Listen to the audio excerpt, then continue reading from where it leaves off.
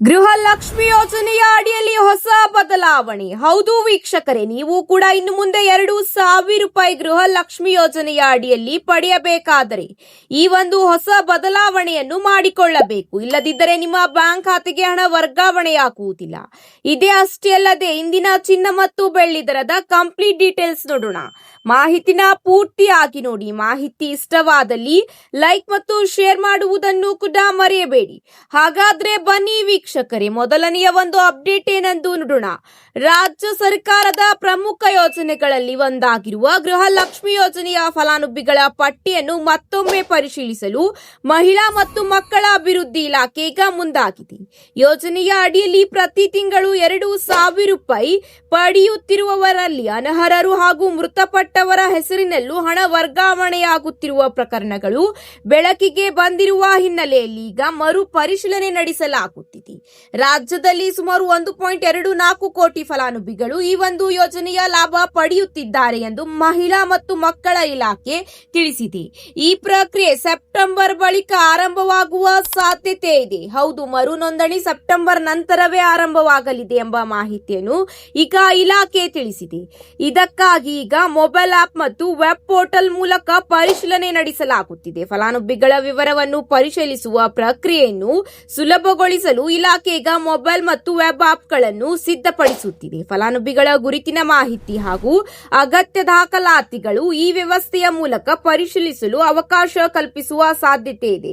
ಅಗತ್ಯವಿದ್ದಲ್ಲಿ ಅಧಿಕಾರಿಗಳು ಅಥವಾ ನಿಯೋಜಿತ ಸಿಬ್ಬಂದಿ ಫಲಾನುಭವಿಗಳ ಮನೆಗೆ ತೆರಳಿ ದಾಖಲಾತಿಗಳನ್ನು ಕೂಡ ಪರಿಶೀಲಿಸಲಿದ್ದಾರೆ. ಗುರುತಿನ ದೃಢೀಕರಣಕ್ಕಾಗಿ ಬಯೋಮೆಟ್ರಿಕ್ ಹಾಗೂ ಫೇಸ್ ಅಥೆಂಟಿಕೇಶನ್ ಬಳಸುವ ಬಗ್ಗೆಯೂ ಕೂಡ ಸಿದ್ಧತೆ ನಡೆಸಲಾಗುತ್ತಿದೆ ಎಂದು ಮಹಿಳಾ ಮತ್ತು ಮಕ್ಕಳ ಕಲ್ಯಾಣ ಇಲಾಖೆ ಈಗ ಸ್ಪಷ್ಟಪಡಿಸಿದೆ. ಪರಿಶೀಲನೆಯ ವೇಳೆ ಫಲಾನುಭವಿಗಳ ವೈಯಕ್ತಿಕ ಹಾಗೂ ಕುಟುಂಬದ ಮಾಹಿತಿಯನ್ನು ದೃಢೀಕರಿಸಲು ಕೆಲವು ದಾಖಲಾತಿಗಳು ಕೇಳುವ ಸಾಧ್ಯತೆ ಇದೆ. ಆಧಾರ್ ಕಾರ್ಡ್ ಮತ್ತು ಮತದಾರರ ಗುರುತಿನ ಚೀಟಿ, ಬ್ಯಾಂಕ್ ಖಾತೆ ವಿವರ, ಪತಿಯ ಹೆಸರು ಮತ್ತು ಅವರ ಆಧಾರ್ ಕಾರ್ಡ್ ಸಂಖ್ಯೆ, ಪಡಿತರ ಚೀಟಿಯ ವಿವರದ ಜೊತೆಗೆ ಕುಟುಂಬದ ತೆರಿಗೆ ಪಾವತಿಯ ಮಾಹಿತಿ, ಅಗತ್ಯವಿದ್ದರೆ ಇತರೆ ದಾಖಲಾತಿಗಳನ್ನು ಕೂಡ ನೀವು ಸಲ್ಲಿಸಬೇಕಾಗುತ್ತದೆ. ಇದೇ ಅಷ್ಟೇ ಅಲ್ಲ, ಅತಿ ಶೀಘ್ರದಲ್ಲೇ ರಾಜ್ಯ ಸರ್ಕಾರ ಫಲಾನುಭವಿಗಳ ಬ್ಯಾಂಕ್ ಖಾತೆಗೆ 33ನೇ ಕಂತಿನ ಹಣ ಕೂಡ ವರ್ಗಾವಣೆಯಾಗಲಿದೆ. ಹೌದು ವೀಕ್ಷಕರೇ, ಏಕೆಂದರೆ ಈಗ 33ನೇ ಕಂತಿನ ಹಣ ಅತಿ ಶೀಘ್ರದಲ್ಲೇ ಬಿಡುಗಡೆ ಮಾಡಲಾಗುವುದು.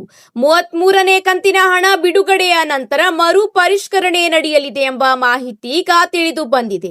ಈಗಾಗಲೇ ಫಲಾನುಭವಿಗಳ ಬ್ಯಾಂಕ್ ಖಾತೆಗೆ 32 ಕಂತುಗಳಲ್ಲಿ ಒಟ್ಟು 76,951 ಕೋಟಿ ರೂಪಾಯಿ ಹಣ ಫಲಾನುಭವಿಗಳ ಬ್ಯಾಂಕ್ ಖಾತೆಗಳಿಗೆ ವರ್ಗಾವಣೆಯಾಗಿದೆ. ಅತಿ ಶೀಘ್ರದಲ್ಲೇ 33ನೇ ಕಂತಿನ ಹಣವೂ ಕೂಡ ಅರ್ಹ ಮಹಿಳಾ ಬ್ಯಾಂಕ್ ಖಾತೆಗೆ ವರ್ಗಾವಣೆಯಾಗಲಿದೆ ಎಂಬ ಮಾಹಿತಿ ಈಗ ತಿಳಿದು ಬಂದಿದೆ. ಸೆಪ್ಟೆಂಬರ್ ನಂತರವೇ ಫಲಾನುಭವಿಗಳ ಮರು ಪರಿಷ್ಕರಣೆ ಕೂಡ ಆರಂಭವಾಗಲಿದೆ.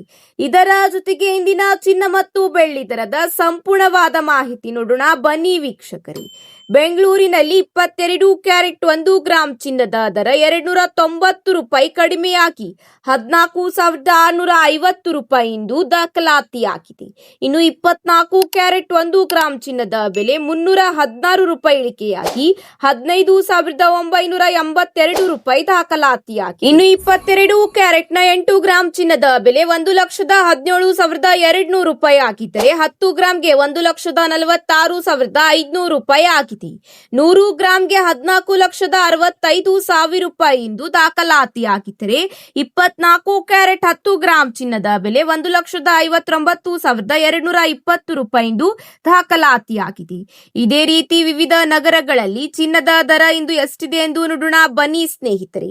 ಚೆನ್ನೈನಲ್ಲಿ 22 ಕ್ಯಾರೆಟ್ 1 ಗ್ರಾಂ ಚಿನ್ನದ ಬೆಲೆ 14,650 ರೂಪಾಯಿ ಆಗಿದ್ದರೆ 24 ಕ್ಯಾರೆಟ್ 1 ಗ್ರಾಂ ಚಿನ್ನದ ಬೆಲೆ 15,982 ರೂಪಾಯಿ ದಾಖಲಾತಿಯಾಗಿದೆ. ಮುಂಬೈನಲ್ಲಿ 22 ಕ್ಯಾರೆಟ್ 1 ಗ್ರಾಂ ಚಿನ್ನದ ಬೆಲೆ 14,650 ರೂಪಾಯಿ ದಾಖಲಾತಿಯಾಗಿದ್ದರೆ ದೆಹಲಿಯಲ್ಲಿ 14,665 ರೂಪಾಯಿ ದಾಖಲಾತಿಯಾಗಿದೆ. ಇದೇ ರೀತಿ ಕೋಲ್ಕತ್ತಾದಲ್ಲಿ 14,650 ರೂಪಾಯಿ ದಾಖಲಾತಿಯಾಗಿದ್ದರೆ ಹೈದರಾಬಾದ್ನಲ್ಲಿ ಇದೇ ರೀತಿ 14,650 ರೂಪಾಯಿಂದ ದಾಖಲಾತಿಯಾಗಿದೆ. ಇತ್ತ ಬೆಳ್ಳಿ ದರದಲ್ಲಿ ಇಳಿಕೆ ಕಂಡು ಬಂದಿದೆ. ಬೆಂಗಳೂರಿನಲ್ಲಿ 1 ಗ್ರಾಂ ಬೆಳ್ಳಿಗೆ 5 ರೂಪಾಯಿ ಕಡಿಮೆಯಾಗಿದ್ದು 255 ರೂಪಾಯಿ ದಾಖಲಾತಿಯಾಗಿದೆ.